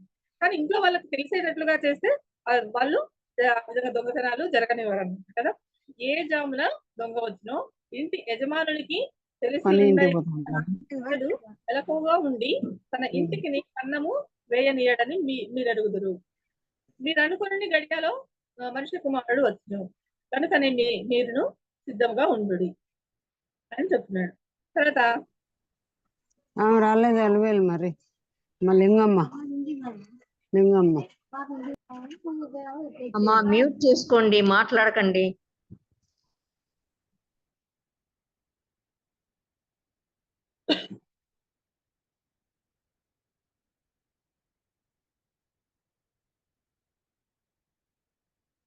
ఏ జామున దొంగ వచ్చును ఇంటి యజమానునికి తెలిసి ఉండనియడలా అతడు మెలకువగా ఉండి తన ఇంటికి కన్నము వేయనీయడని మీరెరుగుదురు. అంతే కదా. ఇంకా అవసరమైతే పక్కలో ఒక కత్తి పెట్టుకొని ఒక కట్టె పెట్టుకొని వస్తే కొడతాము, చంపేస్తాము, లేదంటే ఒకటి పిస్టల్ పెట్టుకొని ఉంటారనమాట. అట్లా ఎవరైనా వస్తే కాల్ చేద్దాము అని కదా. తన ఇంటికి కన్నం వేయనీయడని మీరెరుగుదురు. మీరు అనుకునే గడియలో మనుష్య కుమారుడు వచ్చును కనుకనే మీరును సిద్ధముగా ఉండు. మనం అనుకోని గడియలో వస్తాడంట. దొంగ కూడా ఎట్లా వస్తాడు? అనుకోని గడియలో వస్తాడు. దొంగ ఎవరికి తెలియకుండా వస్తాడు. ఎట్లా వస్తాడు దొంగ అంటే చీకటి చూసుకుంటాడు ఫస్ట్ కదా. వెలుతురు ఉన్న చోటికి రాడు, వెలుగుగా ఉన్న చోటికి రాడు, చీకటిగా ఉన్న చోటికి వస్తాడు. అక్కడికి వెళ్ళి దొంగతనం చేసుకొని వెళ్ళిపోతాడు అనమాట. ఆ విధంగా ఉంటది. అయితే యేసు రాకడ మాత్రము దొంగ ఏ విధంగా వస్తాడంటే అదే చీకటిగా అట్లా ఉంటదని కాదు. దాని అర్థము దొంగ ఏ విధంగా తెలియకుండా వస్తాడో, మనకు తెలియకుండా మన కన్ను కప్పి ఏ విధంగా దొంగ వస్తాడో ఆ విధంగా ఈ యొక్క యేసు ప్రభు కూడా వస్తాడు అని చెప్తున్నాను అన్నమాట. ఏ జామున దొంగ వచ్చినో ఇంటి యజమానుడికి తెలిసి ఉండిన ఎడల అతడు మెలకువగా ఉండి తన ఇంటికి కన్నము వేయనీయడని మీరు అడుగుదురు కదా. మీరు అనుకునే గడియలో మనిషి కుమారుడు వచ్చును కనుకనే మీరును సిద్ధముగా ఉండు. అనుకోని గడియలో వస్తాడు కాబట్టి మనం ఏం చేయాలా? సిద్ధంగా ఉండాలా. సిద్ధంగా ఉంటేనే పరలోకానికి పోతాం, లేదంటే లేదు. అది తెలుసు కదా మనకు. 10 మంది కన్యకల్లో 5 మంది సిద్ధంగా ఉన్నారు, వాళ్ళు వెళ్ళిపోయారు. 5 మంది సిద్ధంలో నూనె లేక వాళ్ళు అట్లే వెనక్కి అంటే లోపలికి పోకుండా బయటనే ఉండిపోయారు అనమాట. ఆ విధంగా ఉంటుంది యొక్క రెండవ రాకడ అనేది. ఆ విషయాన్ని మనం గుర్తుంచుకోవాలి. యజమానుడు తన ఇంటి వారికి తగిన వేళ అన్నము పెట్టుటకు వారి పైన ఉంచిన నమ్మకమైన బుద్ధిమంతుడునైనా దాసుడెవడు. అంతే కదా. యజమానుడు వాళ్ళ ఇంట్లో ఇంట్లో వాళ్ళందరికీ కూడా అన్నం పెట్టేదానికి వారి పైన అధికారిగా ఉంచడానికి నమ్మకమైనవన్నీ బుద్ధిమంతుల్ని దాసులుగా ఉంచుతాడు అనమాట యజమానుడు కదా. అంటే నమ్మకమైన వాడు కాకపోతే చెప్పిన టయానికి వాళ్ళకి భోజనము పెట్టరు కదా, భోజనం పెట్టకుండా సరిగ్గా చూసుకోకుండా అట్లంతా ఉంటారనమాట. కానీ ఇక్కడ ఆ విధంగా లేదనమాట కదా. తర్వాత యజమానుడు వచ్చినప్పుడు ఏ దాసుడు ఈలాగు చేస్తుండుట అతడు కనుగొను ఆ దాసుడు ధన్యుడు. ధన్యతలు మనము అప్పుడే చెప్తున్నాం ఒకసారి కదా, 9-10 ధన్యతలు చెప్తున్నాం. ఆ తర్వాత మళ్ళీ ఒక 2 ధన్యతలు చెప్తున్నాం. మళ్ళీ ఇప్పుడు ఇక్కడ కూడా ఇంకొక ధన్యత అనేది వచ్చింది. ధన్యులు కావాలంటే ఏం చేయాలి? ఇక్కడ యజమానుడు వచ్చినప్పుడు ఏ దాసుడు ఇలాగు చేసిండునో, ఏ దాసుడు యజమానుడు అంటే ఫర్ ఎగ్జాంపుల్ మనం ఒక తోట యజమానుడు ఉన్నాడు అనుకోండి, అట్లనే దాంట్లోనే యజమానుడు వచ్చినప్పుడు ఏ దాసుడు ఈలాగు చేసిన అంటే చక్కగా పని చేస్తూ ఉన్నాడో ఆ విధంగా చేసేటప్పుడు అతడు కనుగొన్న ఆ దాసుడు ధన్యుడు అంట. అంటే మనం కూడా అంతే, యేసు వచ్చేటప్పుడు మనం ప్రార్థన చేస్తున్నాం అనుకో మనం ధన్యులం, మనం వాక్యం చదువుతున్నాం అనుకో మనం ధన్యులం, వాక్యం చెప్తున్నాం అనుకో మనం ధన్యులం కదా. ఇంకా పత్రికలు ఇస్తున్నాం అనుకో మనం ధన్యులం, బైబిల్స్ ఇస్తున్నాం అనుకో మనం ధన్యులం, సువార్త చెప్తున్నాం అంటే మనం ధన్యులం. యేసు ప్రభు కోసం మనం ఏమైనా అందరితో దూషించబడినామా మనం ధన్యులం. యేసు ప్రభు కోసము ఇంకా ఏమైనా దెబ్బలు తిన్నామా మనం ధన్యులం. యేసు ప్రభు కోసం మనం తిట్టున్నామా ధన్యులం. మనం ఇవన్నీ చేసినప్పుడు మనము ధన్యులుగా ఉంటాం అనమాట. అతడు మనము ధన్యులుగా ఉన్నాం కదా. అతడు తన యావదాస్తి మీద వాని నుంచునని మీతో నిశ్చయంగా చెప్పుతున్నాను. యేసు ప్రభు ఏం చెప్పినా నిశ్చయంగానే చెప్తారు, ఖచ్చితంగానే చెప్తారు అనమాట. తన యావదాస్తి మీద ఆ విధంగా పనిచేసే దాసుని కనుగొన్నప్పుడు అతడు తన యావదాస్తి మీద వానిని ఉంచుతాడు అనమాట, అధికారిగా ఉంచుతాడన్నమాట. నిశ్చయంగా ఆ దాసుడు ధన్యుడు, అతడు తన యావదాస్తి మీద వాని ఉంచునని మీతో నిశ్చయంగా చెప్తున్నాను. అయితే దుష్టుడైన ఒక దాసుడు, ఇప్పుడు దుష్టుడైన దాసుడు కూడా ఉంటాడు అనమాట. అంటే ఈ దాసుడు ఏం చేస్తాడు చూద్దాం ఒకసారి. నా యజమానుడు ఆలస్యం చేస్తున్నాడని తన మనస్సులో అనుకొని, మనం ఇంతవరకు ఈ వాక్యం చెప్పుకొని ఇంతవరకు వాక్యం అంతా చెప్పుకొని ఈ వాక్యం చెప్పుకోకుండా మనం ముగిస్తుంటే ఎట్లా ఉండేది కదా. చూడవలే ఆలస్యము అని చెప్పేసి మనం అనుకోకూడదు అనమాట. ఏమనుకుంటాడు? నా యజమానుడు ఆలస్యం చేస్తున్నాడు అని తన మనసులో అనుకొని ఏం చేస్తాడు? తన తోడి దాసులను కొట్ట మొదలు పెట్టింది. ఏం చేస్తాడు? తోడి దాసులను కొట్టడానికి మొదలు పెట్టాడంట. త్రాగుబోతులతో తినుచు త్రాగుచు ఉండుట. ఆ దాసుడు కనిపెట్టని దినములోను వాడనుకునే గడియలోను వాని యజమానుడు వచ్చి వానిని నరికించి వేషధారులతో కూడా వానికి పాలు నియమించును. అక్కడ ఏడుపును పండ్లు కొరుకుటయు ఉండును. ఇది కరెక్ట్. ఇప్పటి వరకు మనం చెప్తున్నా కదా, దానికి ఇదన్నమాట. వాళ్ళు ఈ విధంగా ఉండాలి. కాబట్టి నమ్మకంగా ఉందాము.